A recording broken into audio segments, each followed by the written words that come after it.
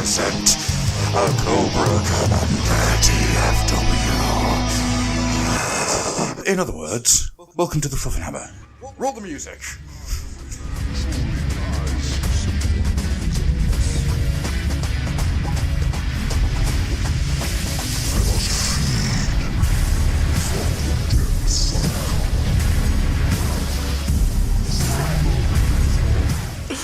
I always wonder what he's going to come out with, ladies and gents. I always wonder, and I actually prep myself. I think, is it going to be Pratchett? Is it going to be Lovecraft? Is it going to be, I don't know, something totally outside my sphere of experience? I never know. And today, it was wrestling. It was wrestling, so actually entirely outside of my sphere of experience, really. But, last night I was at a wedding. So congratulations, by the way, to Chris Kirkpatrick and his wife Nick. Absolutely, yes, who we've had on. We have indeed. We've had a very fluffy wedding last night. There was much conversation about board games and wrestling, and talking to a guy who's a professional wrestler about the lack of Shawn Michaels' hair last night. That was pretty good. But anyhow, let's not get delved into those topics. For, as you can tell by my voice, by the way, yes, it was a very good night. Let's not get delved into those topics because I am Gruffy, your host, and with me, as always, is my illustrious partner in crime, George. Absolutely, always and forever. Hello, ladies and gents. But we are not alone, because as the intro said, we have an Andy with us. We do. Today. Hey, peeps, what's up? It worked. Hello, once again. You know, the summoning rituals have worked. Obviously, Zeech and Slanesh have forgiven us. I simply popped my red eye orb. Ah, yes. Invaded. You've invaded, yeah. Now this is. I really like the idea that we've sat there for like a week just doing all these summoning spells, sacrificing things, you know. Well, that's this giant eldritch symbol on the floor, and then all of a sudden it's just, hey peeps, what's up? It's a lot of effort, isn't it? It's a lot of effort to get the guests on this show. We've got to draw them across from whatever reality they're operating in, and that takes a lot of effort. You know, I need the space for one thing, for summoning circles and whatever. You need all of the insulation spells that, in case some demonic entity tries to possess you or drive you mad, that takes forever. And there's always one that slips through. There's always one that starts whispering in your brain and starts sort of scratching on the inside of your skull. It's a pest. I don't think the listeners really appreciate how much work you put into grabbing these guests. If you lay out all these rituals and stuff, it's quite commendable. Absolutely. I just found them on Skype for myself, you know. I don't do anything special. Some of the sacrificial elements are expensive as well. They come from like other realities, so you know, often a simple goat won't do. It just won't do. It has to be like. Can you not go to your simple haberdashery at your local store and just pick up some stuff there?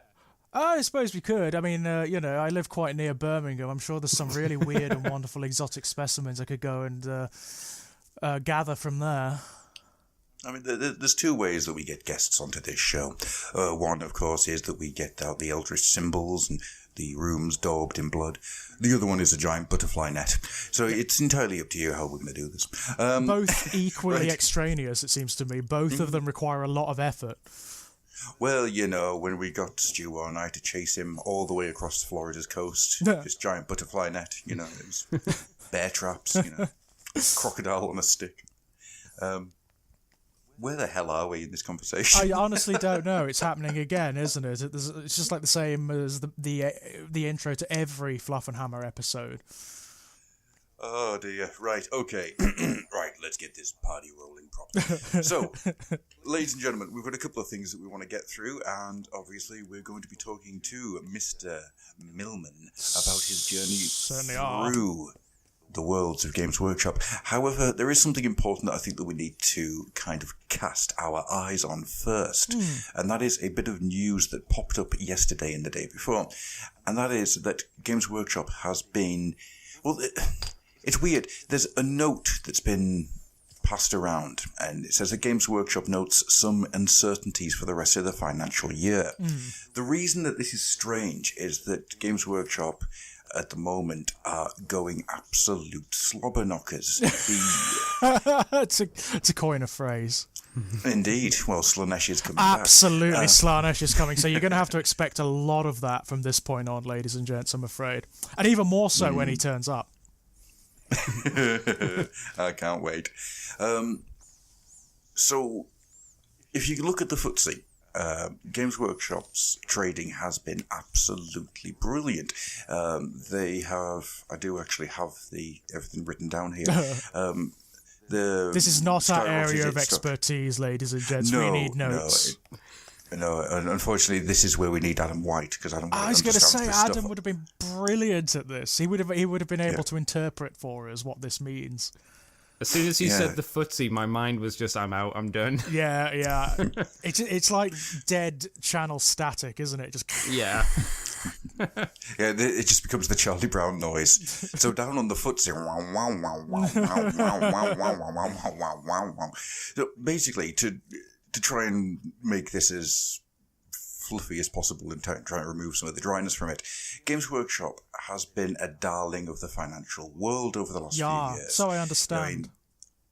In the last 3 years, their stock has absolutely skyrocketed and just keeps driving up further and further and further. I wonder why that could be, actually, treating your customers well and doing everything correctly. I wonder why.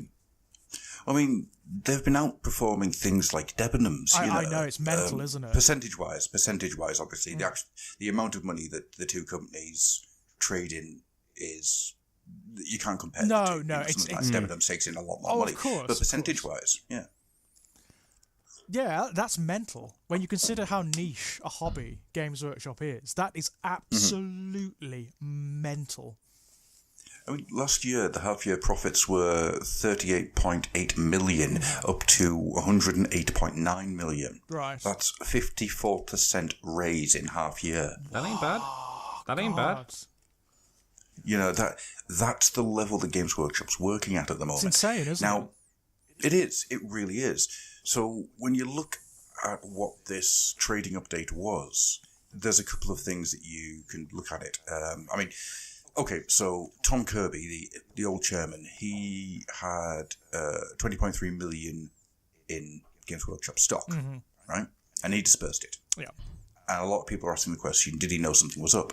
He wouldn't, because he retired more than a year ago and wouldn't be privy to the information that is currently day-to-day. Right. So that's not happening. Did he have insider trading knowledge?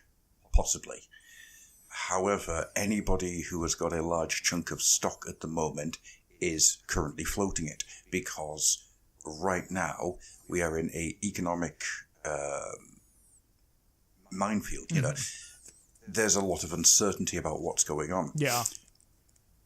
Now, the reason that I'm trying my best not to get too in depth with all. Yes, absolutely. I understand why. I think what we're trying to say is that it's external factors. It's not something internal. Very much so. It's not something Games Workshop are doing. But as anyone will know, there are issues at the moment in the UK economy where Games Workshop is based, but also in the world economy due to numerous different factors, all of which are highly politicised and could go down some very dark and dangerous roads. But it does seem as though there is, certainly in the coming year, there are going to be some significant external factors that are going to affect all UK businesses, and further afield as well, just all around the world, So I imagine this letter it may have been Games Workshop hedging its bets a little bit, just trying to forecast the state of uncertainty. It's doing what all companies are doing at the moment, which is getting ready to weather what comes next. Yeah. I mean, Aldi, the stock giants Aldi, they're, getting prepared. Yeah. Because, there is a huge amount of uncertainty. You've got to remember that Games Workshop is classified as a small company. Yeah. It's, the 500th store is opening today, but... that's 500 stores worldwide. Yeah. How many stores does B&M have around the UK? Yeah, it's a fair point. And of course, because of the nature of them, they're always going to be small, aren't they? It is never... Of course. I mean, the mistake Games Workshop has made in the past, during its darker days, is trying to be too mainstream. Or trying to push itself into the mainstream. And that is never going to happen. it is never going to happen. It is always going to appeal to a very particular kind of fan, to a very particular kind of person.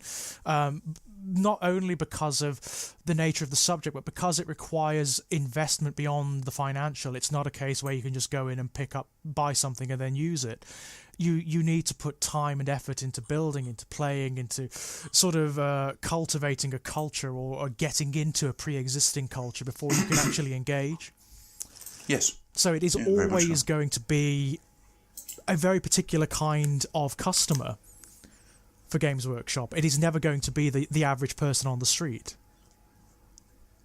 Yeah, completely, and I think because you're seeing a lot of people who are talking about how this is Games Workshop getting ready to shut up shop. It's not. No, I think that's nowhere near. If that was the case, they wouldn't be throwing as much money into stuff as they are at the moment. Absolutely. And I've seen people talking about how Games Workshop's going to go online only. Once again, that's not going to happen. They've just opened the 500th store. Yeah, there's a lot of sky is falling rhetoric at the moment. There really is. There is. And I understand, I get it. I understand why. But it is rhetoric. It is, I think, it's the vast echo chamber of the internet, where everything is extreme. Everything is either the sky is falling or it's the next step of the apocalypse, So it is a case of wait and see, I think. Yes, very much so. But from what we know, I mean, if you just look at what is happening, just the raw stuff at the moment, what we do know is, at the moment they're doing very well. They have a very strong plan for their release schedule. I mean, there's some stuff coming up which is going to, it's going to do well. The Orcs coming back for the first time properly in years is going to be huge. Yep. It's going to be huge. There are Orc fans out there who have been just waiting and waiting and waiting for this. We've got the new Chaos Space Marine range, which we know is coming. Again, that is going to explode. It's just going to, because people have been waiting for it and wanting it for so long. It's going to explode. Have you seen the Scar Boys? Yeah. The Scar Boys? Mm-hmm. Yep. I will link you there, Andy. But has this just popped up today, or did this pop up recently? Yesterday, I think it was. I think it was yesterday, wasn't it? Yeah. It's in the chat for you. Have a look at these guys. I am all over the guy with the hat. I mean, from what I can see with the Orc models, what they've done is they did this thing in 3rd Ed where they tried to make them too grimdark. Where they took away all the colour from them and all of the silliness and made them it just doesn't work for the Orcs. What they've done is gone way back. They've gone back to when they were primary coloured, when they were a bit silly, when they had a bit of comedy to them. They look great. They look absolutely... I love the hyper detail on these guys. The rules are things of absolute beauty. So, I mean, the Stomper's Death Cannon has triple the amount of shots that it used to have. Yeah. The Super Gatler has 50% more shots. Flash Kits have got decent armour. Really cool snaz guns. There is no more big guns, which is a weird one. It's an interesting one, that. Hang on, is the image that you sent me new stuff? Because I've already, it seems like they're already available as Flash Kits. Is that me making a mistake? No. Those guys are already available. There's no new minis being shown yet. It's just rule stuff. Oh, right. Yeah, okay, in terms of the rules, they're awesome. Yeah, I mean, there's loads of stuff going on. It's essentially they're Drukariing them. That's what they're doing with them. They're taking the basis of the index and they're just making them something really special, which is what they've done with all the armies. It's what they've done with all of them. The Necrons are exactly the same. It's this as we've said a million times before. This edition, I am struggling to find a bad codex. Some of them aren't quite as good as others, but they're all good. Would you describe it as kind of like the start of Age of Sigmar? Like, they may not be completely flushed out with new stuff, but they are doing what they can with the rules to make everything a bit more fancy. It just works. For some reason, this edition, it looks like what they've done is they've looked at what one of the most consistent complaints from the fan base has been, and this has been for years, this has been forever, this has been since 2nd Ed, which is you had this incredible variation between the armies in how they worked. and just in terms of their power level. That's not the case anymore. They've really evened them out by applying a very particular format to all of the rule books. So they all follow the same format, and it's very clear as well that they have limitations. So it's not the case that you're going to get a miniature which is going to be the next big bad kit. Like for example, Magnus, the Demon Primarchs are a really good example of this. The Demon Primarchs, it would have been really easy to go overboard with and make them just completely game-breaking, and they haven't. They've made them, yes, quite powerful in terms of how they function, but they function very specifically. They have very particular function, and they've applied limitations to them. So yes, Magnus the Red is probably the best Psyker in all of 40k, but he's still only a level 4 Psyker, and that's as far as they're ever going to go. You are never going to get better than that. Would you say you prefer Magnus as he is in the Thousand Suns Codex now, or how he was originally released with the Wrath of Magnus? That's it. Now, without a shadow of a doubt. Because he was super overpowered before, wasn't he? Well, he was and he wasn't. The problem was, in the Wrath of Magnus, he was quite powerful, but at the same time, because of the rule set he was operating in, which was 7th Ed, he wasn't as good as he potentially could have been. Oh. He still fell quite easily to things like frost cannons and things like that, for example. Whereas now he's a little bit more. I'd say what he's got now is very particular function. He serves a very particular purpose in the Thousand Suns, and I do like how he functions now over the original release. Definitely, he's a bit more balanced. He's not like. He is frightening. He's absolutely terrifying, and with a bit of luck, he can actually take down things like Titans or rival Primarchs with a single turn of good psychering. But he is balanced now. How does he stack up compared to Mortarion? Well, it depends. Do they feel on a similar scale in terms of power? They are, but in different ways. Yeah, in different ways. Okay, so Mortarion is very, very good in close combat. I mean, Mortarion can take down Robert Gilman in a snap like that. He is very, very badass in close combat. But if you get them at range, Magnus can use his psychic powers to just break him down. The same is true. I mean, if you give Magnus the chance and you give him enough buffing powers, then he can potentially be better than either of them. It depends on the situation. Like, in terms of close combat, and if it was perfectly balanced and it was just the two of them against one another one-on-one, then given normal luck parameters, Mortarion is better in close combat without a shadow of a doubt. Because he's designed to be, he's meant to be. Whereas Magnus is really nasty at range, but also has some very nasty close combat capabilities too. Yeah. And I think the wonderful thing about having these big guys on the battlefield is that you get to really feel epic battles happen in a way that hasn't happened before. Which is a weird thing to say because epic exists. Yes. Yeah. But you look at the old Apocalypse battles, and they were these gigantic, massive, unwieldy games. Yeah. And I never really enjoyed the Apocalypse stuff. Well, it was so difficult to keep a handle on. You needed multiple people, or you needed a games master to sort that out. You couldn't do it with just 2 players. No.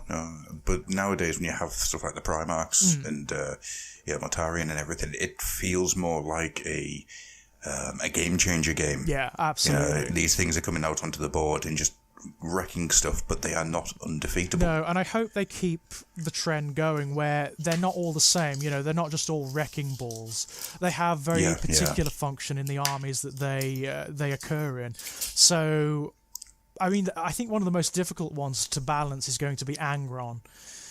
Yes. Because he is going to be just a wrecking ball. He is. I mean, I can see certain ways they can do it. I mean, for my money, what they should do with Angron is make him like a cipher on the battlefield. So make him rather uncontrollable. Make him so that he has to charge towards any unit he's close to or something like that. But he sort of elicits frenzy in both friendly and foe units, so that they have to do the same thing. if they're within a particular That's range cool. of him. I think that should be the way. And also, he should be next to undefeatable in close combat. He should be, in the same way that Magnus is the best psyker in all of 40k, and he is, Angron should be the close combat wrecking ball. Nothing should be able to stand up to him. No, not in hand-to-hand, but I think the weaknesses for him should be psychic attacks and... Long range. Yeah, Long range stuff blast him. slowing him down. Because, of course, he's going to be one of the only demon Primarchs that doesn't have psychic powers. Mm-hmm. All the others having are the buff effect where people have to jump into a frenzied state, that's a really cool idea. I think that's like the that way a lot. to do it. I think that's the way it suits the character because that's what he's like. He's basically a monster. You know, they keep him chained up in the holds of the Conqueror when he's not fighting. He's not like the other Primarchs that command their legions. You know, he's a beast. He's a monster. He's a war machine. They just let him go. When in doubt, put Angron in the box. Absolutely. Have either of you read the latest Horus Heresy novel? No, not yet. Slaves to Darkness. No, I have it, but I don't want to read it because I haven't read enough of the other ones to build up to it. Dokes. Well, I there may be a few spoilers here, but not too many. But there's a very good point in it where Horus sends Perturabo, the Primarch of the Iron Warriors, to fetch Angron, because since his ascension to the Demon Prince of Blood, him and his legion have retreated from the heresy, and they're trying with all their might to keep themselves away from it because they know it's just going to be carnage and they won't be able to control themselves. So there's this massive fight between the Iron Warriors and the World Eaters, and the fight between Perturabo and Angron is fantastic. It's absolutely fantastic. I mean, it's epic. Angron descends from the sky, which is raining blood as like a comet of fire.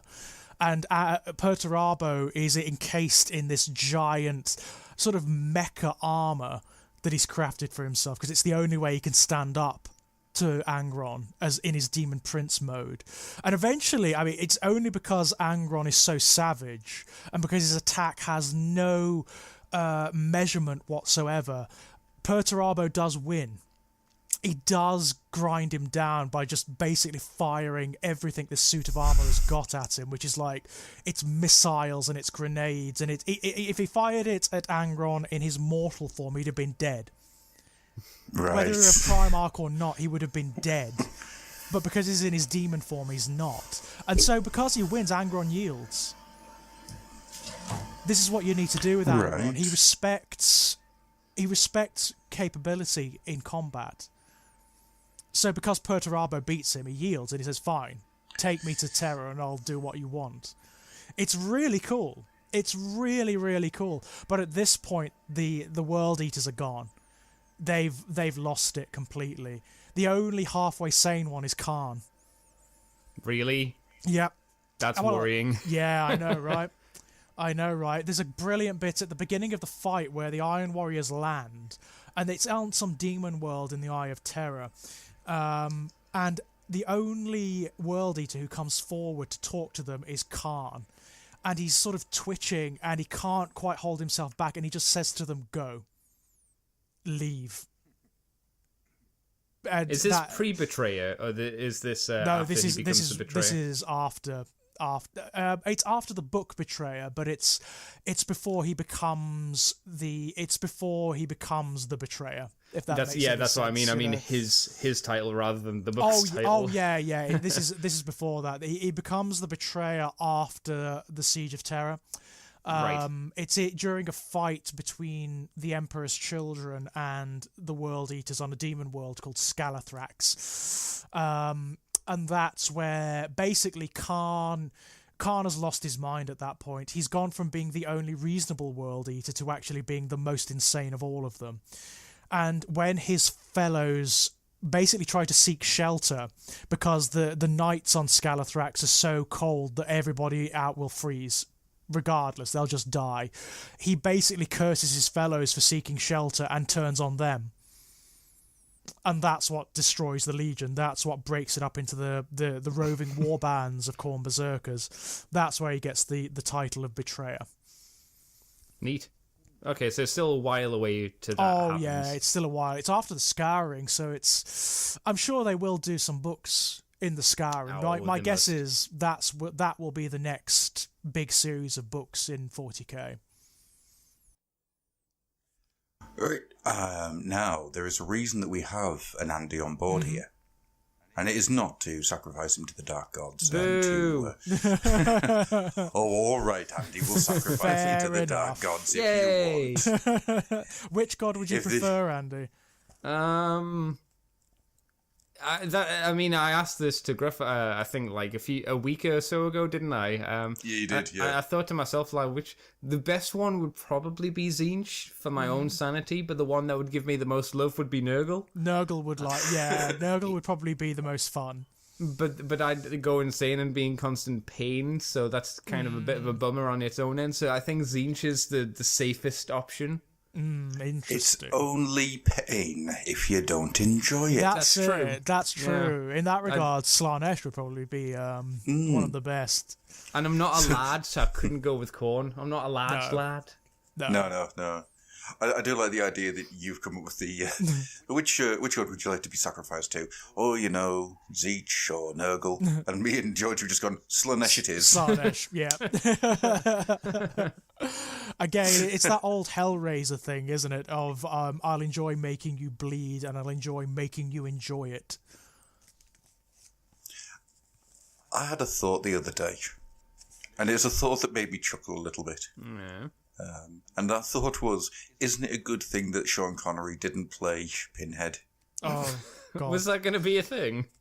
No, it isn't. It's just, can you imagine it? Gee, I have such wonderful shites to show you. I mean, as an aside, it's a good thing when Sean Connery doesn't play anything because he's a crap actor. He's absolutely George, terrible in George. everything he's in. What time does Sean Connery go to Wimbledon? Oh, God. I don't know. Tennis. No. Yeah, just no. Goddamn No. dad jokes. Yeah, my God. My God. But then again, it didn't amuse me as much as my thought process on the Dark Crystal this week, which was on the lines of, why was it trial by stone? Why not trial by laundry? Fair enough. So why am I the one that needs to be sacrificed to the dark gods? Remind me. Yeah, that's a fair point, actually. That's a fair point. I am so tired. It's not funny. Right, moving on Yes. then. Andy, Me. so you're a guy who's come back into Games Workshop after a long hiatus. Hey, Gruff. But it, Hey, George. why do I feel that we're being blamed for something? Yeah, George? I said anything. I've no idea what he's talking about. I've no idea. I claim total innocence in this. No idea. So, Andy, where does your journey begin? Where does it start? And what made you come out? What made you come back in? I'm interested to see where the story starts and ends here. I suppose it goes all the way back to when my mum dated a dude who I can't remember the name of, and he was a Games Workshop person, got her into it and got me into it that way. And the first game that we got was 2nd edition Space Hulk, I think. Oh, Really? wow. Yeah. I played the Gene Stealers once on the first mission and didn't want to play as any of the... I never wanted to play as the Space Marines. No, or the Terminators. nobody wants to play as the Space Marines in Space Hulk. Nobody, in any edition. No, because I remember specifically on the first time I played it, my first blip and my second blip were both 6s. Yeah. Oh, man. So you basically swarmed them. Yeah, I had 12 Gene Stealers. And I was like, well... Out of the gate. That's Yeah. them done, isn't it? Were there 2 6s or was it a 5 and a 6? I can't remember. It was Either the two way. highest ones. There was definitely a Yeah. 6. And there was Either definitely way. a 5. I think it'd be a 5 and a 6, yeah. It must have been that then. It's just like, wow. Yeah. Wow.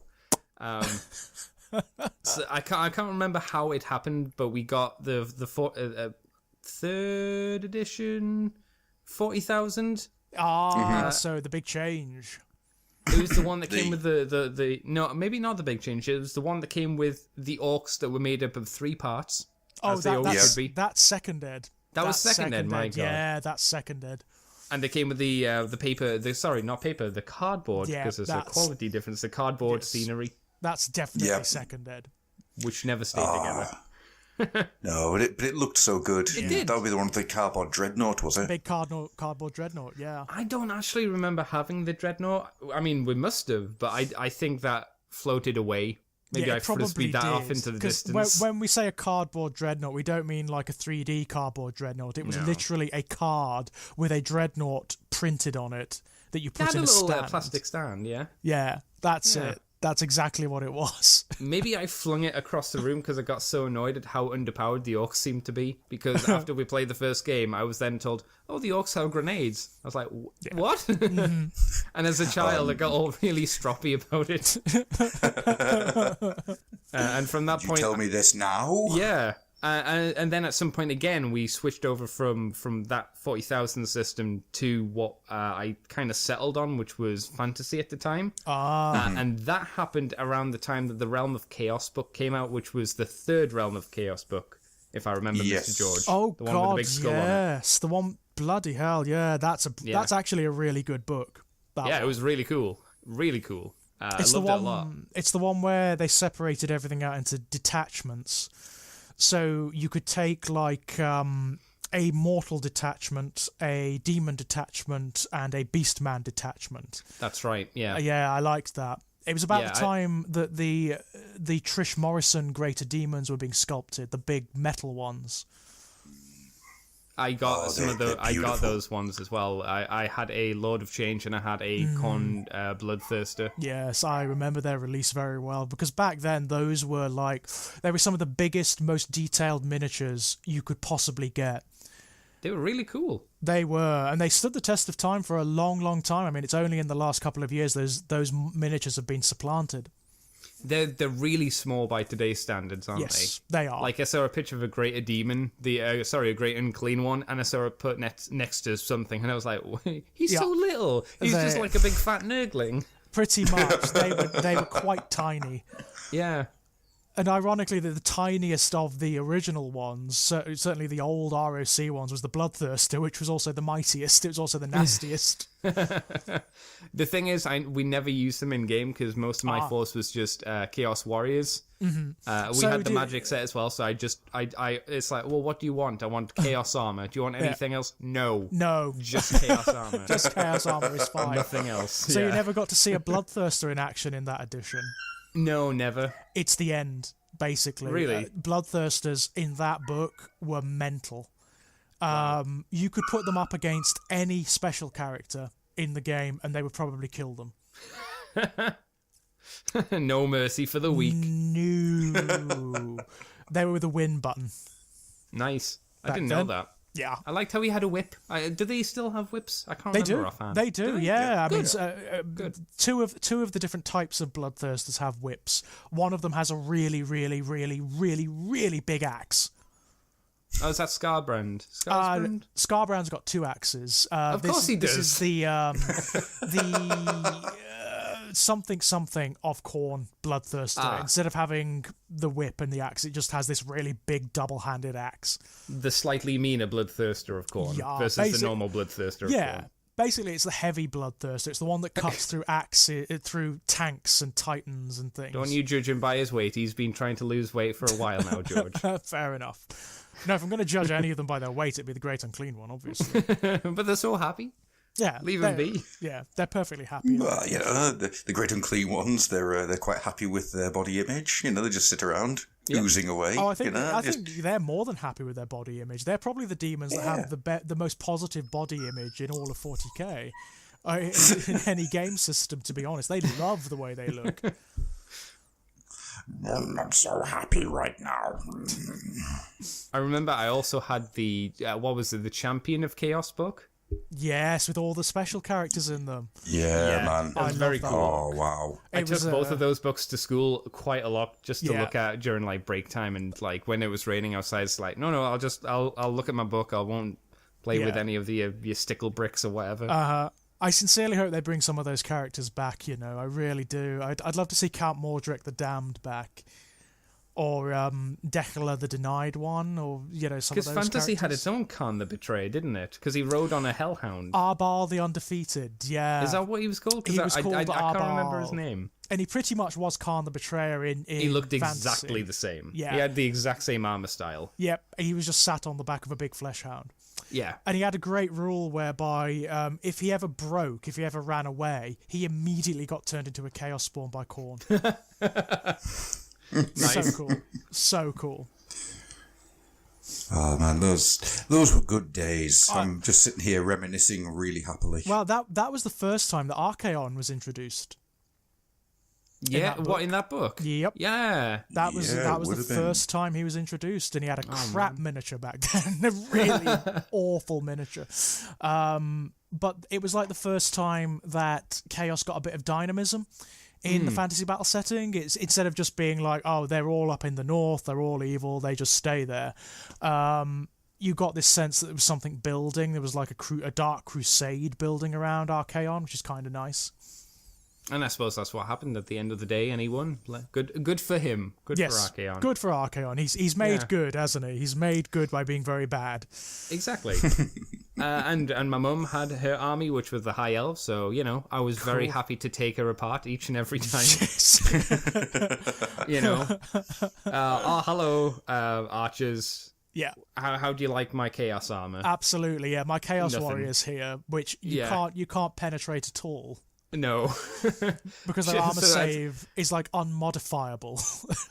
It was something like stupid. I remember there was one day we had to go to the Games Workshop just so she could have a fighting chance, so we bought a bolt thrower. Brilliant. At that point. I don't think it ever worked. No. Awesome. I think it killed one warrior once, and that was it. So that would have been the plastic high elf spearmen and archers, was it? It was the one-piece ones for those ones. And it was the time when Chaos, I'm thinking, had just been updated because that Realm of Chaos book had came out. Yep. So the Chaos Warriors were the multi-part kits at that point. That's right. They were one of the first ones, the ones that are slightly hunchbacked. Yeah. Mm-hmm. Yeah, sort of I always loved down. those. So, hang on, slightly. They were all about the hunchback. Yeah, they were very hunchbacked, yeah. It was a very cool look, and I liked it a lot, but I was like, wow, these guys went to the gym. Yeah. It was when they were really going for those multi-part plastic kits, wasn't it? They were really sort of pushing them. I can't believe that they were the first ones to do it. I don't know why I can't believe it, but it sounds almost kind of surprising that was the case. Before that, you had the Mighty Regiments box, which was, I think they were all 3-part models. Mm-hmm. And then the first proper one, of course, would be RT-01, the Space Marine ones. Space Marines, of course, way back in the day. Yeah, and then I think it was the Space Marines, and then there was the Skeleton Regiments that came out, and they were the first. You would always have stuff left over kit. If memory serves me right. I remember that Skeleton Regiments box was absolutely glorious. It was good. good. You got a chariot in it as well. It was good. I also remember around that time you got a character I really wish would come back, which is Gorthor, the shaman messiah of the Beastmen. Yeah. Loved him on his chariot. Good grief. Yeah, the box of reminiscing is now completely open and all the toys are on the floor. Thank you for that. Yeah. Is Gorthor like still around, or is he kind of been he's not even in in the background anymore. They don't mention him at all. He's gone. He's gone. It's a shame, really, because he was a really good character. He was really interesting. He was basically the Beastman equivalent of Archaon. Ah, okay. He was. I think the correct term here is he's been scar-snicked. He's been scar-snicked properly and utterly. I mean, at least characters like Morker, for example, at least they are still in the background. Is Morker the one that's half demon spawn? Yeah, he's a beast man who is not entirely beast man. He's some sort of elemental force of chaos, and wherever he walks, the land warps and creatures mutate. And I think he's in Total War Warhammer. Yeah, I think he's one of the other lords because I'm pretty sure he is at least. That's kind of cool.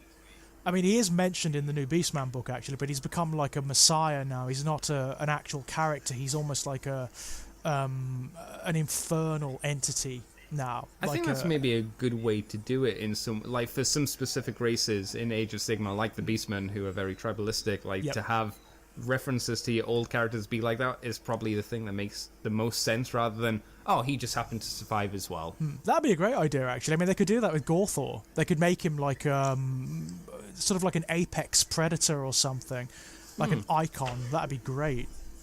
Who was the Beastman leader who took Toddbringer's eye? That was Karanak, the guy with the whip. Yeah. He can have a chariot as well. That's something. right, and he's got a pet beast. He's got a pet Chaos Hound. Ah, okay. Karanak, yeah. Karanak took Toddbringer's eye with his horn, by all accounts. Well, when in doubt, He had 2 miniatures. Karanak, he actually got updated for one of the Beastman books, so he survived up until the end of the Old World, Karanak. Didn't he lose an eye as well? He did. He had an eye patch. Yeah, Karanak, one eye. That's right. Very, very cool. Very cool character. But it seems they've scrapped the Beastmen special characters completely. Yeah. Why is that? Do we know why? Why that might be a thing? It's probably miniatures led. It's the fact that there isn't any, there aren't any miniatures for them, which is kind of a shame because I like them all. I think they're all really quite cool, actually. Particularly Gorthor. An updated version of him would be awesome. Yeah, especially using the current style for Age of Sigmar. It would just be such a bulk. Oh, if they AOSified him. Oh, yeah. Yeah, that would be lovely. Totally. With that wonderful helmet that he wore. It's got all he wore a helmet that was basically the skull of a minotaur, I think. That's right, yeah. And it had all of these horns coming out of it. It looked really impressive at the time. Really impressive. I mean, what are the odds of that happening? Because how popular are the Beastmen as a faction? Well, the new Beasts of Chaos book has gone down the storm. It's stunningly it's such a good book. It's stunningly good. I mean, I know we went on about it last episode, ladies and gents, but bloody hell, if you buy one of the books that come out this year, get that one. Get that one. I bought 3 this week. I can't get another one, George. Honestly, Andy, it's very good. What 3 have you bought this week, Andy? The Death Guard one. The Necron one is coming, and the Chaos one is also coming. Yay! Fabulous. 3 of the best. I eBayed them. We've got those sneaky deals in. That Death Guard book, Andy, I think you'll love it. I've had a quick flick through, and it's really pretty. It's so good. There's so much detail in it on how the Death Guard work and the plague planet that Mortarion rules over and all this stuff. It's so much fun. Yeah, I mean, I was pretty much sold when I got the Thousand Suns one, and I had a look through that, and I was like, yeah, I'm going to have to get the others, because I do like a codex. I do like looking through and flipping through and looking at the lore and stuff, more so than the actual rules. Yeah, me too. I think most of us do, to be honest. Yeah. That's where I get most of my joy. Yep. Hence the Fluffenhammer. The only thing I miss is the black and white artwork of the older second and third editions. Back in the day, yes. I do miss that. The Wayne England and Mark Gibbons. Yeah. They were so good. Those bits of artwork are still amazing to look at. That's why I still need to do an Adam and go through and buy some of the other ones I'm missing. Oh, definitely. The slightly more abstract artwork. Yeah. And some of which is so iconic, they're still basing miniatures on it. I mean, the current Great Unclean one is based on a bit of Adrian Wood artwork from the Second Ed Codex. Still, to this day. I mean, that is awesome, isn't it? I mean, I was looking at the videos you did on the Realm of Chaos, Mr. George, the other 2 books. And although those aren't my style of artwork that I really enjoy, I thought they were still very interesting. And you could see the path where the art style has gone from where it is to now, which is, again, really interesting.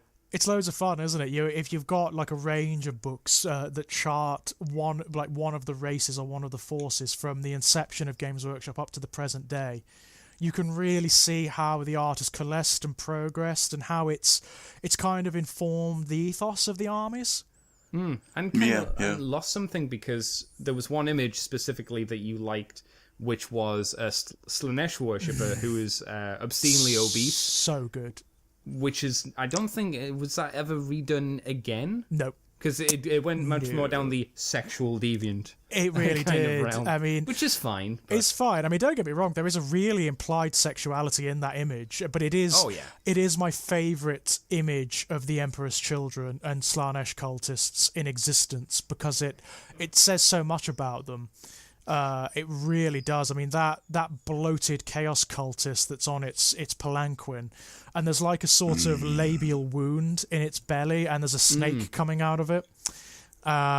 It's brilliant. I love that image, and I sincerely hope maybe they go down that route again with the up and coming Slanesh stuff. Yeah. Which they might. I mean, if that fiend is anything to go by, they're definitely going to go down the sort of, let's upset certain sections of the fan base. I mean, George, have you ever done a Seven Sins Slanesh army before? I haven't, but I would love to. I mean, that's a really good route to go down, it seems to me, because you could do so much with them. You know, you could have like one unit based on gluttony that are almost like cannibalistic, so they're sort of, bursting out of their armor, and they've got maybe weapons that are a bit like kitchen utensils.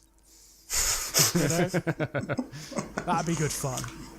Prepare to be spatulaed, boys. Yeah, I love that idea. And then you could have like based on acquisitiveness, you could have warriors in just the most beautiful, resplendent golden armor, bedecked with jewels and things, or something like that. Yeah, it'd be great fun. I mean, that's fun. Very much. Oh God, what was his name from Fantasy Battles? It wasn't Sigurd. Oh, Zigfold. Yeah. Zigfrid the Fabulous. I called him because he was always he was the Fulgrim. He felt very much like the Fulgrim of fantasy. You know what I loved about him when they introduced him, when they still had the old psychology rules, because he was distracted by his own reflection half the time. He had the rules for stupidity. Nice. Which was, I think, is absolutely brilliant. Yeah. I only know of him from Total War Warhammer, and he's one of the worst heroes in the game. Yeah, he's just terrible. He always was. Really? In the actual game, he always was. He was always more of a role-playing character than like someone you took for competitiveness. Oof. Especially when you had him up versus, you could choose him, Archaon, or the giant ogre dragon. Oh, begins with a K, I think. Yeah, we were doing this last episode. I can never remember his name. It's like vanishes out my brain. Kangalach the Black or something like that. I can't quite remember, but yes, those characters. Yeah. It's definitely. Like, who'd you pick? I'll choose Archaon. Archaon, yeah, because Archaon will butcher anything basically. Yeah, he's super good. Yeah, but he's not riding around on a really cool flesh hound with a big frilly neck. No, that's true. No, he does just have a boring horse that spits out fire behind him. Yeah, although I always loved that version of Archaon, the one that was on Dorgar, the horse. That miniature I think is so pretty. It is. It really is. So pretty. I just wish I liked Archaon more. You don't like Archaon, do you? You're not a fan of Archaon. Not particularly. What don't you like about him? I think he's very Darth Vader. Yeah. He has one purpose and that's it. And because of that, there's not a huge amount of character I can get behind. No, I mean, he's a mythological archetype, isn't he? He's the Nemesis character. He's the Dark Lord. He's Sauron. That's essentially what he is. Although they may start introducing some more intrigue to the character soon, because of course next year we are getting the Slaves to Darkness book. We are indeed. And I'm hoping that what that does is it pushes him into being a character rather than a walking totem. The mega monster, basically, which is what he is at the moment. I mean, he is... I saw him more as a plot device more so than anything. That's exactly it. I think that's the problem I've got with him. Yeah. I want him to be... But it's a problem that's... if it isn't Nurgle or the Stormcast, it's my one problem with Age of Sigmar, that there isn't a huge amount of characters kicking around. There's a lot of archetypes, aren't there? Because they've all been heightened, haven't they? They've all been sort of like mythologized. So they operate on these very high levels. Like Alarielle is not a character anymore. She is a goddess, so she's iconic rather than characterized, rather than psychological. I'd like a few more characters like Festus knocking about. Yeah. I love Festus. I mean, don't get me wrong. Thingy Slimux, the Nurgle groundskeeper, and Horticulus Slimux, love him. He is wonderful. Yeah. I love that guy to bits. Absolutely. All the way through the Malign Portents. Whenever he popped up, I was always happy. Yeah. Actually, no, I'll tell a lie. I was always happy to read it, but I always had that sense of dread because the voice that I used for him really went for my throat. Yeah. I love Horticulus. I think everybody loves Horticulus because he is that guy, isn't he? He's basically the gardener of Nurgle, so he's got a bit of a sort of like bay leaf from the herbs, you know? I love that. I absolutely love it. But yeah, it's the best thing about AOS Nurgle guys now. They're all from North Yorkshire. Yeah, so cool. It's so cool. I love it. And yeah, a bit more of that would be nice, wouldn't it? I would like to see a few more. Like, for example, there are no special characters in the Disciples of Zeech. No, there isn't. I would love to see some. Though. Well, no, there's one. The architect, what's his name? The two-headed. Again begins with a K. Kairos. Kairos Fate Weaver. Yeah. Sorry, Yeah. yes, there are demon characters. Yes, there are demon characters. There's barely any human forces though within Tzeentch either. No, there are no human characters. I would love to see someone like Egrin Van Horstman come back. Yeah. Or I Called Hellbrass, you know? That would be fun. I would love to see some actual characters because the demon characters are fun, but again, they're archetypes because they're demons. That's their nature. They're mythological rather than characterized. Although some of them are loads of fun. I mean, the Blue Scribes are hilarious. Yes, they are. I love the Blue Scribes. It's in the Auric books at the moment. They've talked a lot about Gordrak, the Fist of Mork, or possibly Gork. No. Isn't it Gorka Morka now? Isn't it one god now? It depends if he's had an argument with himself or not. Oh, right, okay.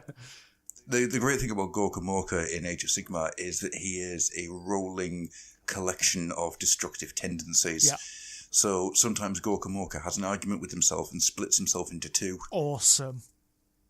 So when he's Gorka Morka, he is the giant two-headed god of the Oryx, or the various different greenskin and destruction factions. But then he'll have an argument with himself, split himself into two, and Gork will go off and be brutally cunning, and Mork will be cunningly brutal. Brilliant. You know what? They are setting up a miniature set there, aren't they? Yes. They are so setting up the concept for like a Morathai type miniature set where you've got the united form of Gorka Morka, then some random thing happens, they have an argument and they split into the two. Oh, I'd love that. That'd be very nice. Yeah. So cool. It's, the greatest thing about the Destruction Forces at the moment is the Fist of Gork. Sorry, the Foot of Gork, or possibly Mork. The Monty Python foot. Yeah, because that thing does so much damage that one of my shamans is now covered in pictures of feet. Because he's just done so much with that spell, it's unreal. You know what? I would cast it just for the image. I don't care, like, actually what it does. What I care about is the fact that a big foot comes down from the sky. And it legitimately happens. It's brilliant. It's brilliant. I remember you've tried to cast that on me multiple times during games and it's never worked. Not on you, no. It never goes off. For some reason, you managed to push it back. I don't understand how that happens. The powers of Nagash don't want your stinky orc cheesy feet on me. Well, that explains a lot. If you're fighting with Nagash... Oh, wait, no, he didn't have Nagash. I'm just... The spirit of Nagash didn't want it. Right, okay, cool. I was going to say... The Foot of Gork was in, again, Total War Warhammer, so was it used in the Fantasy Battle as well? Yeah, it's been in for ages. Yeah. The Foot of Gork has been a staple of the Orc forces for so long that there actually used to be, way back in the day when they used to have separate cards for different spell effects, there was a big foot that you put down on the battlefield, and that was the imprint of the spell. It's quite well. I think it's well defined in the game as they have this massively giant energy orc just appear on the battlefield and just kind of stamp down, which I thought looked visually quite nice. It's quite cool, isn't it? Thing. And of course, now we're getting into the spells that actually have miniatures I imagine that might happen. Just a foot. A foot. Or a giant orc. A giant orc or a big flaming green foot would be ace. I think that at some point the malign portents, because they did it for the undead and they've done it for the Stormcast and the beasts. At some point there will be an Auric pack of malign portents. Oh, God, yeah. And there'll be like a box set for them or something. Malign sorcery, sorry, not malign. Yeah. Malign sorcery. They're doing it for all of them, so... Yeah. Yeah, there will be. There will be. I mean, of course, the new armies like the Beastmen already have theirs, and they're glorious. Yeah, and it's in no way do I find that giant flaming molten ball to be somewhat upsetting. Yeah, I understand why. I imagine when you first saw that, you were thinking Hashut, weren't you? Yes, I was. Oh, I got so excited. They teased you. They got me good. I'm going to Again. admit that. They got me good. Yep. Again. They did. They've never referenced something that you love in one of the codexes or the army books, have they, Gruff? Or the battle tomes? No. At no point have they just come out and used things in the actual Soul Wars background book, which instinctively makes me want to scream. There's an island called the Island of the Fimir. Yeah, there is. But we don't go there. No, we don't. And there's entire sections of the Molten Wastes where there is something where the Duradin went in and something dark and terrible has taken hold. But no, you don't go into any detail about it, do you? We don't. Although, there's space for them to do Of course. the equivalent now. And I imagine they will. Eventually. But as a self-entitled human being, I'm going to sit here and cry and have a tantrum until I get what I want. I mean, That's I right. sincerely hope if they do, they keep the big hats. Yeah, well, you need the big hats. I want the big hats. You need the big hats, the tusks, and the larger noses. Yeah. Would they not change it? Because they've changed so many of the visual aesthetics. They'd probably keep aspects. Yeah. But I think they'd change a lot What of they'll it. do with them is they'll make them elemental. They'll be like... Oh, the fire dwarfs. They'll be like the fire dwarfs. They'll be something similar. Or Well, I like... think the way to go with them is... I mean, if you look at the Forge World Chaos Dwarfs, and those are beautiful minis, Yeah. but they are very much old world. Yeah. They look like Warhammer before Age of Sigmar. They don't quite fit into what Age of Sigmar looks like. The way to do it is that you mech them. You put them into... You take that idea of the sorcerers turning into stone and sticking Astrogoth into his walker. I love that miniature. Oh, so I very much. love that miniature. Astrogoth, who is basically walking around in like basically an old person's aid. Yep. I love that. Now imagine if you did that, but it's throughout the army. So, you've got these dwarfs where Duradin, and they're just sitting in these like steam-powered walkers. Yeah. And I think that's how you do it. Because it also makes it a nice turnaround from the Carriage-on Overlords Absolutely, who've got those suits. And you're corrupting that base idea and turning it into something totally new. The dark equivalent. And make them earthbound. Yeah.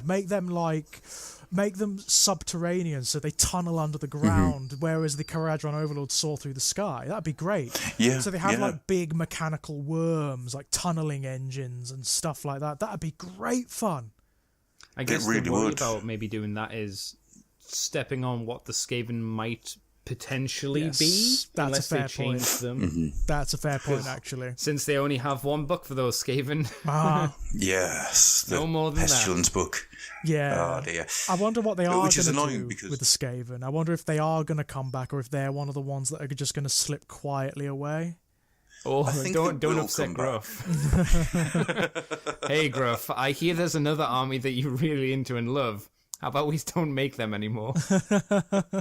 At least I've got my Oryx. Yeah. But no, the Skaven have a wonderful bit in the background of AOS at the moment, because the idea that Skaven Blight has collapsed and fell between dimensions. Yes. So they gnaw their way in from this city between the realms, and they can get into any realm without using realm gates. That's cool, isn't it? It's really I cool. love it. It That and the parasite engines. Oh my word, the parasite engines. Yeah.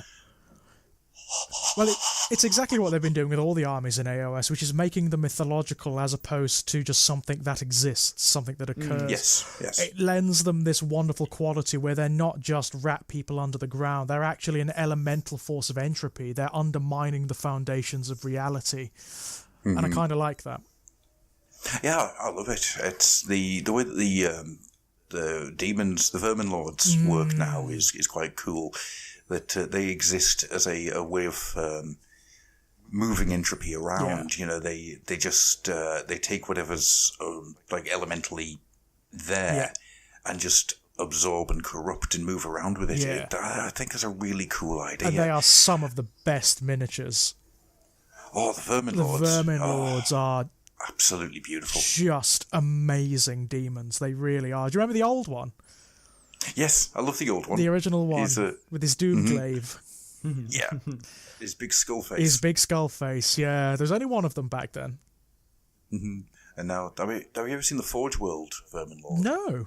Yes, you've shown it to me numerous times. No. That thing is insane. I didn't know there was one. Yeah. Yeah. I mean, you'd be surprised because Forge World do next to no fantasy or Age of No, Sigmar they things, don't. But that's really good, I take it.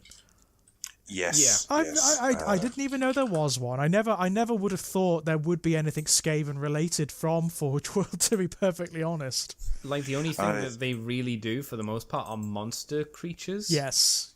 Yeah. That's about it. Like, I guess that's maybe why they did the Vermin Lord, because it's kind of a monstrous creature. Yeah.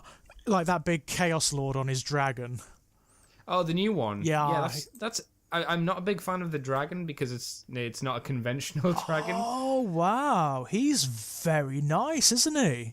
He's much more rattish than the other Vermin Lords. Much more rattish and sort of less demonic. It's the Vermin Lord has a very regal look to him. You know, it's the I was going to say the proper version. I'll rephrase that. The plastic one. Yes. It's got a very regal, corrupted prince look to it. Yeah. Whilst the Forge World one is just entropic. Yeah. He's just beautifully. It's a proper He looks rat, dirty. isn't it? It looks like a Yeah, rat rather than like a rat man or a rat demon. It's so dirty. You don't want to touch it, but I mean, love it. if they do recreate the Skaven, where do you think they're going to go with them? Are they going to split them up into the clans and then do something different with each of the clans? I think so, because I mean, what's the difference now between Pestilence and Nurgle? Not much. It's not significant, is it? No. I think an interesting way of doing it would be to split... When Slaanesh returns, the Horned Rat's obviously going to get kicked off the Pantheon. Yeah, definitely. So I think what would be an interesting way of doing it is to split them between the four Chaos Powers that exist. So Pestilence becomes Nurgle. Yeah. Molder would become Zeech. Yeah. Skiri would probably be Khorne. Yeah, But would they Is be he- their own defined faction? Yes. I like that but idea, actually. They take elements of the Chaos Power that they've come to follow. That's a good idea. I like that. And then the question is, would they be included in, say, a Khorne book? Would they be included in that? Or would there be a Skaven book that just happens to be divided into 4 sections within that book? I think doing a Skaven book that's divided into the 4 sections. Because the way that the Skaven work, you could see that this would happen in a manner that they wouldn't... It's like they wouldn't turn around and start worshipping Khorne. No. But the full powers would just be like, what we'll do is we'll stick the Horned Rat in the cupboard, give him a couple of swirlies. So basically... and then we'll just take his followers. The Horned Rat would get territory in each of the Chaos realms, yeah? I like that idea. Probably the biggest one would probably be in Nurgle's realm, wouldn't it? Because there is such a significant link between the Skaven and Nurgle. Yeah. Well, I mean, the thoughts for a long time were that the Horned Rat was just Nurgle. Was just an aspect of Nurgle, yeah. Yeah. It is now. He's very much his own thing. It's very much its own thing, but it does make a lot of sense. It would make a lot of sense if that were the case.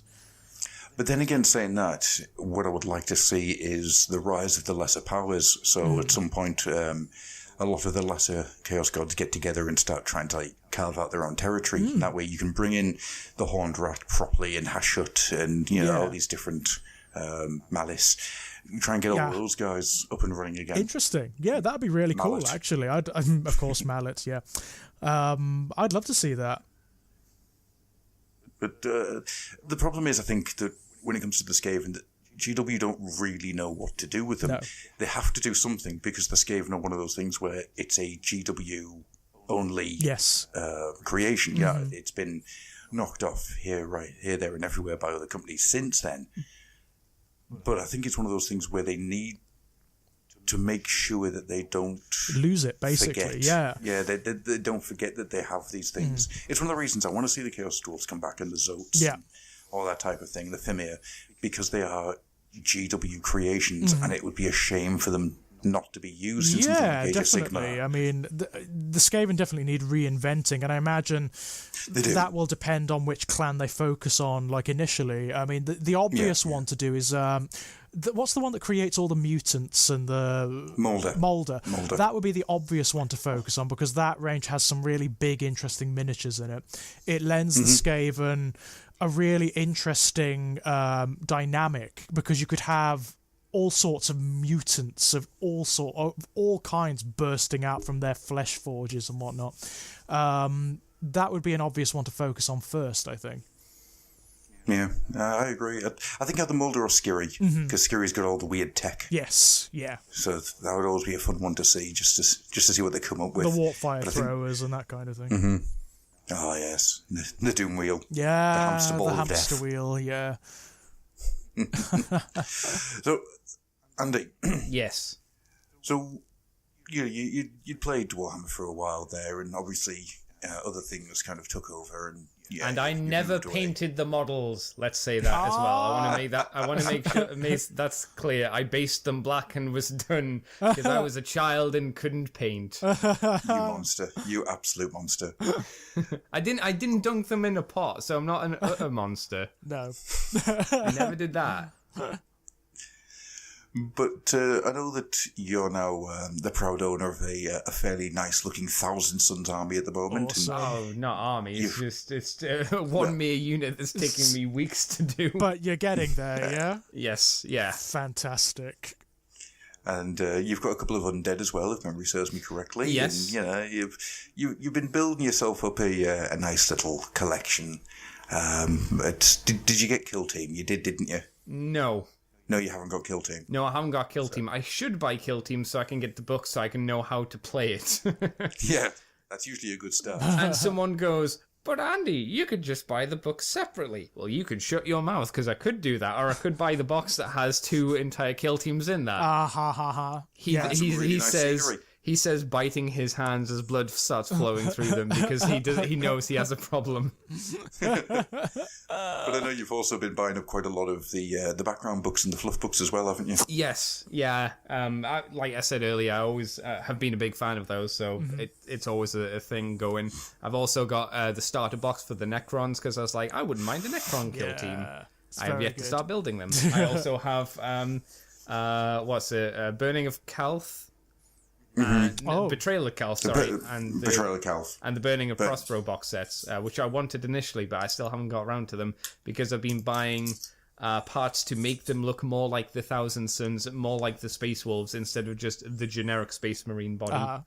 Yeah. So that's like the back burner project until I get the funds to get enough of those parts to make them look distinct enough, rather than just here's the basic stuff, which is just clean armor, especially for the Thousand Sons, which is even their clean armor has like a tabard on them. So I'm like, right, I need to go out and buy some tabards for them from somewhere. God damn it. Yeah, tabards are big in the Thousand Sons.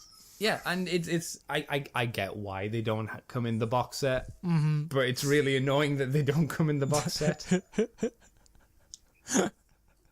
But yeah, I fell down a horrible, horrible well. I must say, the Thousand Sons really are one of those armies that you could just go to town on. They're so much fun. And they're just so distinct. Everybody knows a Thousand Sons force or miniature when you put it down. Oh, yeah. I was really impressed with the stuff you did, George, and I looked at quite a few of those models. There was one in particular which I looked at and went, what the hell model is that? And then I looked through, and I'm thinking it's the Dark Vengeance Sorcerer Lord or something? Which one's that? Which one are we... The one who's holding a sword. I think you book. changed the sword in front of him to like he's holding a book in front of him. Oh, him. He's the miniature. He's the Dark Vengeance Chaos Lord. Yeah. And I thought that was all completely, because I'd never seen it before. Then I learned that it was, I mean, you did a lot of work on it, not to discredit you there. I've done a lot of work on him, what I've done is sculpted screaming faces on his cloak. But I'd never seen that model before, which annoyed me, because I was like, that's a really cool model. That's like, everybody loves those Chaos miniatures from the Dark Vengeance set. That is exactly how they should have been for the last, 5 years at least.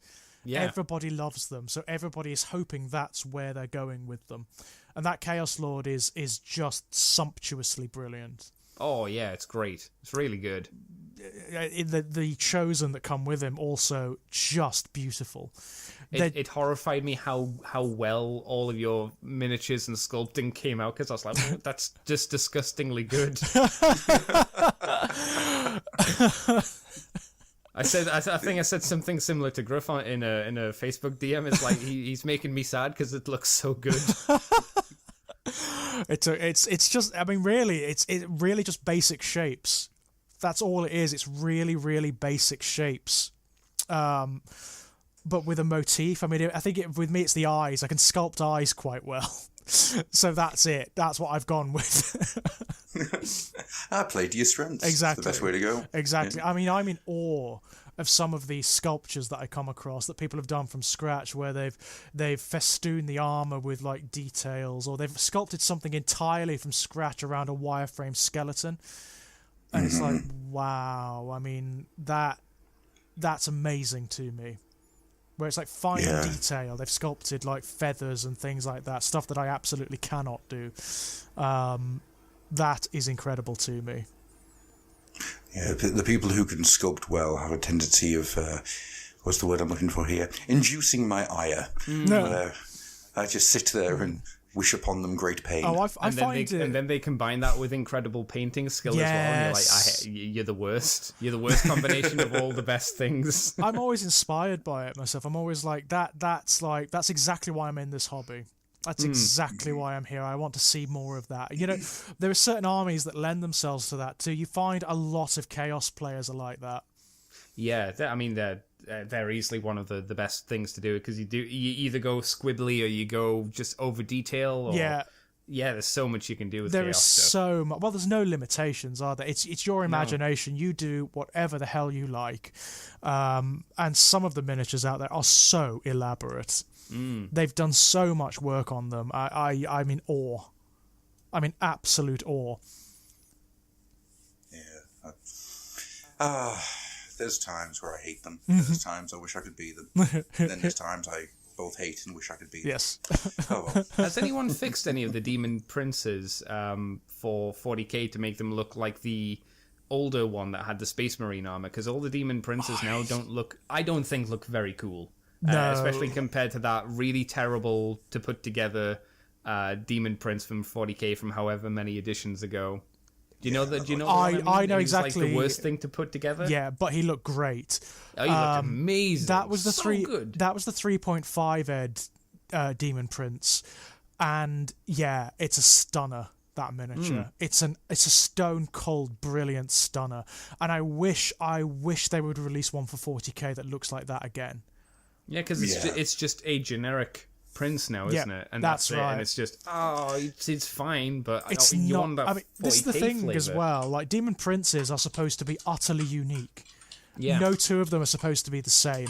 So having generic ones doesn't really sit well with me. No. I think I don't mind the idea of having one model to represent them, as long as it represents the time period that they're in, if that makes sense. Yeah. If you make it simple enough that, or you put multi-parts to it to change it up, or to give an extra something to people who can kit bash, to make the process a bit easier, that would be really good. That's fine. I mean, for my money, the Demon Prince kit just needs to be one of those kits that's just full of bits. Is it plastic or is it fine cast? It's plastic. Yeah, plastic. Oh, thank God for that, at least. It is plastic now, but it needs more bits. It needs more variation.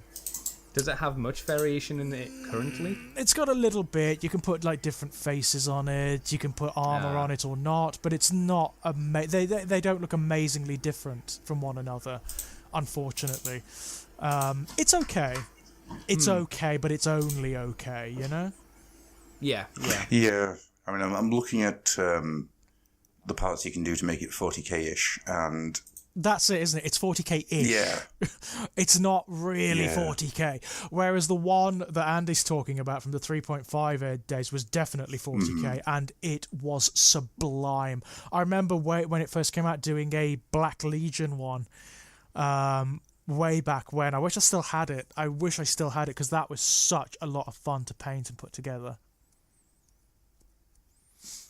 Yeah. I'm just looking at it now and just thinking to myself, I've got a couple of ideas what you could do with that to make it into something more 40k-ish, but it doesn't really... There's a lot of work you'd have to do in order to make it into something. Yeah. That's the problem.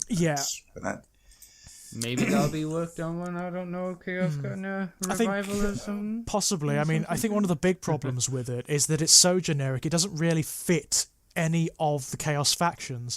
So it doesn't really look like a Nurgle Demon Prince, for example. It doesn't really look like a Khorne Demon Prince or a Slaanesh Demon Prince or a Tzeentch Demon Prince. It just looks like a very, very generic demon. Yeah. Oh, wow. I've just come across a Demon Prince for the Iron Warriors. I'll share Conversion, presumably.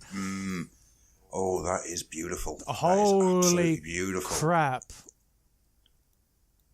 That's I will share these pictures with this oh, wow. this episode. That is incredible work. Oh, that's nice.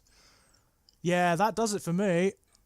Me too. That ain't bad. That does it for me. The Talos bits, the use of the Talos bits is inspired. I'm nicking that. I'm going to do that for as I'm going to do something very similar as a Slaanesh Demon Prince. I'm stealing that. Are those Necron parts that those are Necron parts. The lower torso is a Necron tomb thingy, tomb stalker or whatever they're called. It reminds me a bit of a fatter wraith, which I don't think Necrons have anymore. No, it's brilliant. That is, I love it. Whoa. Yeah, I'm well impressed with that. That's the kind of thing. Very good work. That's exactly what I was talking about. You know, where people create these amazing conversions and they're so characterful, they've got so much flavour. That is that's the kind of thing that makes me right, I'm going to go model, I'm going to go put something together, you know? I love it. Absolutely love it. The only issue I have towards it is terror at the fact that I would worry constantly about the tail, the spine snapping off the base. Yes, there's that. Yeah, there's definitely that. Yeah. Like, even just moving it across the table, I imagine it shudders as you move it across the table. Yeah. There's a lot of bulk for a very thin attachment piece there, isn't there, to the base? Yeah. There really is. That's not a criticism against the visual. It's a horrifying worry for the future, potentially. A horrifying worry, yes. Definitely. Yeah. And what you do is you put some wheels on it and then have a remote control and you just move it without touching it. I have seen remote-controlled Defiler, which was pretty neat. Yeah. I've seen that. That's very cool. Sounds like fun. All right then, guys. Shall we start wrapping things up? I think so. That sounds good. We've got 2 more limericks for the limerick competition. Excellent. I loved these last time. So this is going to go on for another week. So next week we'll hopefully have a few more, and we'll be choosing the winner. And the winner gets a absolute butt ton of Age of Sigmar Champions cards. Yay. So Robert Bateman has. There was an old wolf called Russ, who liked to cause a lot of fuss. He kept trying to kill his brothers, who saw him a bother, and now he licks his junk in the warp. Fair enough. This is from James Norfolk Sidis. There was a young Admech from Mars who hated and feared the stars. He created a gun that harnessed the sun, and now the galaxy's ours. That's good. I like that one very much. James, you've got a serious talent for writing limericks based on 40k. It seems so. I'm hoping that at some point he's going to release a book of 40k limericks. 40k limericks. These have Why been not? fantastic. Why not? These have been absolutely fantastic. So with that, then I hope to see some more limericks appear in the next week or so. If you want to come to the Facebook group, just check out the Fluffenhammer on Facebook. We've got the competition running on there. You can also put them in through Twitter. So find us at the Fluffenhammer on Twitter.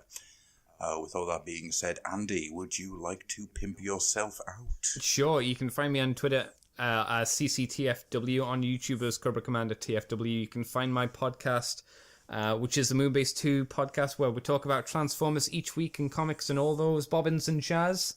You can find that on the Moonbase 2 forums. Again, Twitter, iTunes, Facebook, Libsyn, YouTube, as well as Moonbase 2 Transformers podcast, and most of the RSS feeds. Excellent. Fabulous. And because we haven't had it for a while, George, have you got anything to pimp? Oh, I've got so much to pimp at the moment. There's so much going on. I certainly have my joint project with the photographer Nick Hardy, Born in Blood, which is a series of volumes which feature Nick's photographs and my short stories, as well as 2 volumes of short stories, which are going to be out very soon. First 2 volumes already available. Check out strangeplaygrounds.com to purchase them. All of the proceeds that we would make go to charity, mental health charities. We are also doing something very experimental. We have an exhibition next year on February the 19th, which is going to be lots of fun. It's not just going to be an exhibition. I won't say too much about it, but all I will say is it's going to be an experience. Not for the faint of heart. Very much looking forward to coming to see this. Not for the faint of heart, I warn you now. It's going to be very, very interesting. And I'm going to be hosting that, so that's going to be lots and lots of fun. Again, check out strangeplaygrounds.com for details, and please come along. You're more than welcome. Beyond that, you can find me at strangeplaygrounds.com. You can find me on the Twitter Enigmatic Elegy, and you can also find me at the YouTube channel Exaggerated Elegy, where there's all sorts of things to partake in. Excellent stuff. Myself, and this is a weird thing for me to say, I've got nothing else going on at the moment. It's just the Fluffenhammer. Riveted Sounds has taken a bit of a break as I'm just behind the scenes trying to sort out a lot of day-to-day real-life stuff, which means I don't have a huge amount of time. Of course. Hopefully it will return at some point. But apart from that, it's just the Fluffenhammer, which I've already told you where you can find everything. And with any luck, when we return next time, my voice will be much, much more thingy. I don't know. I like it like this. Sultry. I was going to say exactly that. I like it like this. Oh, so what you're saying is I've got to have very, very late nights after catering a wedding more often. Absolutely. All right, Either that or like have that really awful but deep grotty sound of being like bunged up. Yeah. Yeah. Give you some bass, natural, gross, sticky bass. Natural, gross, sticky bass. Yep. That's a brilliant title for the episode. Natural, gross, sticky bass. That's going to be the episode name without a shadow of a doubt. This is where I spit in my hand, lick my hair back, and I go, ladies. Unfortunately, if I did that, the amount of mucus that would come out of me would be horrible. So not Slaanesh this week then. We're doing Nurgle this week. Yeah, this episode has been brought to you by the Chaos God Nurgle and the letters and So with all that being said, thank you very much, ladies and gentlemen, for joining us this morning. I was going to say this evening. It might still be evening. I don't know where I am. And you guys...